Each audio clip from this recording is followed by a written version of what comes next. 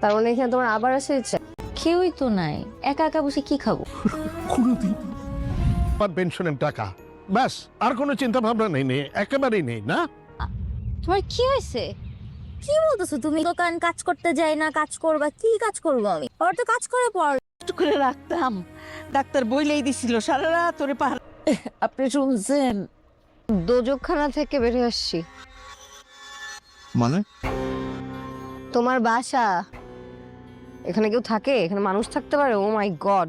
তুমি যদি আমার পাশে থাকো, এই ছোট্ট সাধারণ ঘরটাই আমার কাছে রাজপ্রাসাদ। ভালোবাসাবিহীন রাজপ্রাসাদ আমার কাছে শূন্য ঘরে। বন্ধুরা, আজ আমরা কথা বলবো এটা আমাদের গল্প নাটকের 30 নম্বর পর্ব নিয়ে, যা ছিল আবেগ উত্তেজনা সম্পর্কের টানাপোড়েনের ভরপুর। ভাবুন তো, একটা পরিবার যেখানে ভালোবাসা আছে কিন্তু ভুল বোঝাবুঝি আরো বেশি। ফার্স্ট সাইডে সামির আর মেহেরিনের 4টি নাম, কিন্তু 4টি বাংলা হৃদয়ের গল্প। 30 নম্বর পর্বে আমরা দেখলাম একটি হোটেলে রেডের সময় মেহেরিন আর সামিরকে পুলিশের ঝামেলায় পড়তে হয়। তারা স্বামী স্ত্রী হয়ে প্রমাণের অভাবে অপমান আর হেনস্থার শিকার হয়। কতটা কষ্ট হলে একজন মানুষ নীরবে সব সহ্য করে যায়, সেটা সামিরের চোখেই ফুটে উঠেছে। অন্যদিকে ফাহাদের বাড়িতে অশান্তি যেন থামছেই না। সাইরা নিজের অধিকার নিয়ে দৃঢ়, কিন্তু সে দৃঢ়তার ভিতরেও আছে ভয়, ফাহাদকে হারানোর ভয়। মেহেরিনের প্রতি তার ঘৃণা দিন দিন যেন আরও স্পষ্ট হয়ে উঠেছে। সবচেয়ে হৃদয় ছোঁয়া মুহূর্ত ছিল সামিরের মায়ের কান্না। কঠিন বাবার আড়ালে যে অগাধ ভালোবাসা ছিল তা হয়তো সামির কখনোই বুঝতেই পারেনি।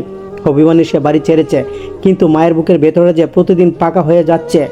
পর্বের শেষে পাদো সাইরা নিজেদের বাড়িতে ফিরে যাওয়ার সিদ্ধান্ত নেয়। একটা বাড়ি খালি হয়ে যায়, আর তার সাথে খালি হয়ে যায় কিছু সম্পর্ক।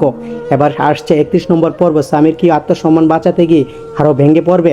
পুকুর দেওয়া টাকায় আশ্রয় ফেলেও সে কি পারবে নিজের পায়ে দাঁড়াতে? মেরেন কি কঠিন জীবন মেনে নিতে পারবে?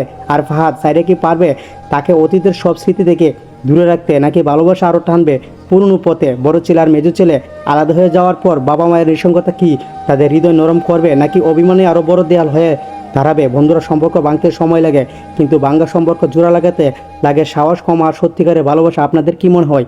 স্বামী কি ভুল বুঝে বাড়ি ফিরে আসবে, নাকি মেহেরিনি নিয়ে সে আরও বড় বিপদের দিকে যাবে? কমেন্ট করে জানাতে ভুলবেন না। ভিডিওটি ভালো লাগলে লাইক দিন। আর এটা আমাদের গল্প নাটকের পরবর্তী সব আপডেট পেতে চ্যানেলটি সাবস্ক্রাইব করে পাশে থাকুন। আল্লাহ হাফেজ, সকলেই ভালো থাকুন।